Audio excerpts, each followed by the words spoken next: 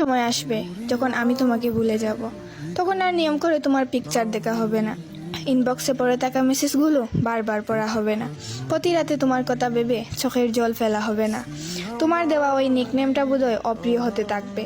তোমার প্রিয় রং, প্রিয় ফুল, প্রিয় খাবার কোনো কিছুতেই আমার আর মন টানবে না।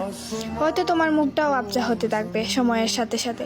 হঠাৎ তোমার নাম শুনলে কোথাও হয়তো বুকের ভিতর মুচড়ে উঠবে না।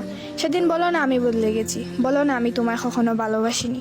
আসলে তোমার ছেড়ে যাওয়া আমাকে বুঝিয়েছে কেউ যাওয়ার জন্য উড়াল দিলে তাকে আটকে রাখা সম্ভব না। তাই আমি নিজেকে সরিয়ে নিয়েছি, নিজেকে বুঝিয়েছি তুমি আসলে আমার জন্য না। এমন না যে তোমায় ছেড়ে আসা সহজ ছিল বা তোমাকে বলতে আমার কষ্ট হয়নি। তোমাকে বলতে যাওয়ার আগে নিজের সাথে যুদ্ধ করেছি বহুবার।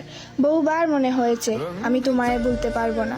সব শেষে বুঝলাম তোমাকে বারবার বোঝানোর চেয়ে নিজেকে একবার বুঝিয়ে নেওয়াই উত্তম।